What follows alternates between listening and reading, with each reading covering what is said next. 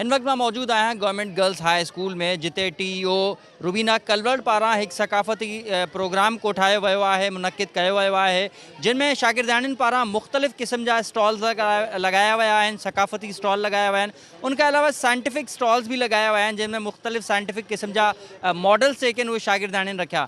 ऐं हिन प्रोग्राम में तक़रीबन 6 खां 7 जेके गर्ल्स स्कूल्स आहिनि उन्हनि पार्टिसिपेट कयो आहे। तमामु स्कूल जी जेके शागिर्दाणियूं आहिनि उन्हनि इन प्रोग्राम में पार्टिसिपेट कयो आहे। ऐं उनके अलावा हिन प्रोग्राम जो जेको मेहमान ख़ासि आहे उहो सूबाई सलाहकार एजाज़ हुसैन जखरानी आहे।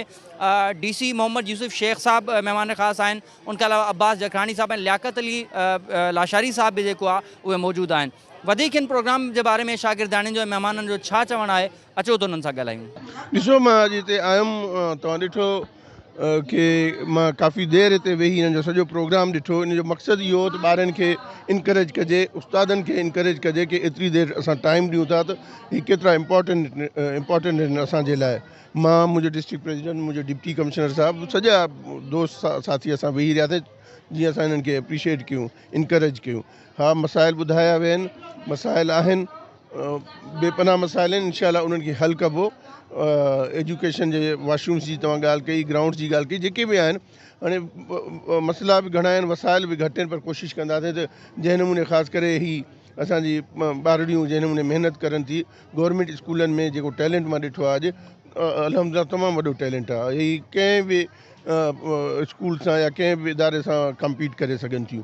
त इंशाअल्लाह ताला हिननि जे लाइ कोशिशि कंदासीं, जेके हिननि जा मसाइल आहिनि उनखे हल कराईंदासीं। इमरान खान खुद कौन सी डील के तहत वज़ीर आज़म बने थे, वो डील भी तो बता दें हमें। वो डील की तो बात नहीं करते हैं। तो अगर बाजवा ने कोई डील की तो इमरान खान जब Bajwa chief of army staff था उस वक्त हिम्मत होती ना, वो डील की बात करते। उस वक्त तो उन्होंने कोई बात नहीं की। अब वो रिटायर हुए तो अब डील की बात की जा रही है। लेकिन हो सकता है कोई डील हो, लेकिन पीपल्स पार्टी किसी डील का हिस्सा नहीं है।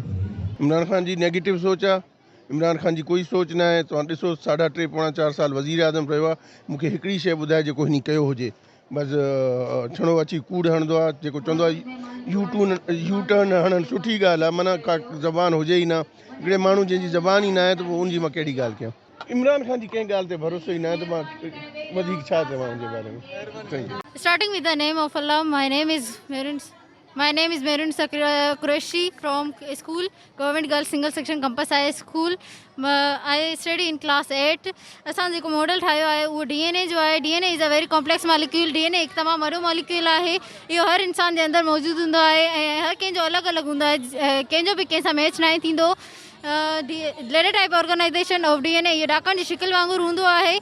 The unit of this molecule are called nucleotide. असां इन मॉलिक्यूल खे न्यूक्लियोटाइड चवंदा आहियूं। न्यूक्लियोटाइड जा 4 क़िस्म आहिनि, जंहिंमें थायमाइन, आइडिनाइन, गाइनाइन ऐं साइटोसिन अची वेंदा था। अस्सलाम वालेकुम, मुंहिंजो नालो महक आहे ऐं असां 8th क्लास मां इन ऑटोमेटिकली स्ट्रीट लाइट खे करूं था। हीअ सेंसर जे ज़रिए हलंदी आहे, जॾहिं गाड़ी ईंदी त सेंस करे वठंदी ऐं असांजो लाइट्स हली वेंदियूं, ऑटोमेटिकली हली वेंदियूं।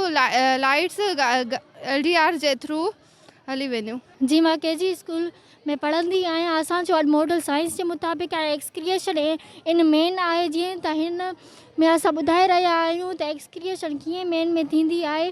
किडनीज़ जे थ्रू जेको प्रोडक्ट यूरिन तयारु थींदो आहे उहो यूरिटर में दाख़िल थींदो आहे, पोइ हुन खां बाद यूरिनरी ब्लेडर में ईंदो आहे, पोइ वरी यूरिथ्रा जे ज़रिए एक्सक्रिएट थी वेंदो आहे। अस्सलाम वालेकुम, असां मिक्सर ठाहियो आहे ऐं इनखे असां सोलर पावर ऐं बैटरी सां हलाए सघूं था। छा त जेका मान में जेको आहे न बिजली घणी ईंदी वेंदी आहे, इन लाइ असां इनखे सोलर ते हलाए सघूं था ऐं इहो मशीननि को ॾाढो सस्तो बि आहे। इहो असां घर में ठाहे बि सघूं था। बिस्मिल्लाहिर्रहमानिर्रहीम। अस्सलाम वालेकुम, मुंहिंजो नालो मुस्कान पठान आहे। मां government girls KG higher secondary school Jacobabad मां आई आहियां।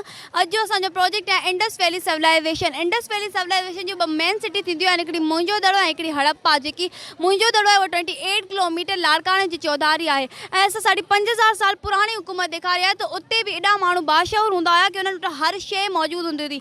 उते चेंजिंग रूम हूंदा हुआ, जिते उहे पंहिंजा मतिलबु कपिड़ा वग़ैरह चेंज करे सघंदा हुया ऐं वेल हूंदो हुयो त पाणी भरे सघंदा हुया ऐं हुते हिकिड़ो बाथ बि हूंदो हुयो ऐं हुते जेको आहे 1922 में अंग्रेज हुकूमत जे बादशाह सर जॉन मर्चल खोटाई कराई कि सिंध जा आसार ॻोल्हे। जॾहिं 1922 में खोटाई थी सर जॉन मर्चल कराई त हुतां खोड़ सारा सामान हथा आया जीअं त साम्हूं तव्हांजे पिया आहिनि। हुते काफ़ी सारा माण्हू रहंदा हुया ऐं उतां जी सियासत तमामु घणी सुठी हूंदी हुई। हुते रोड रस्ता पक्का हूंदा हुया। जी नाज़रीन, हिते मौजूदु नंढड़ियुनि जूं जिन्हनि स्टॉल लगाए उन्हनि जी तव्हां ॻाल्हियूं ॿुधियूं, उन्हनि हिन प्रोग्राम जे बारे में इंतहाई ख़ुशी जो इज़हार कयो आहे ऐं सिंध सां मोहब्बत जो इज़हार बि उन्हनि नंढड़ियुनि कयो आहे।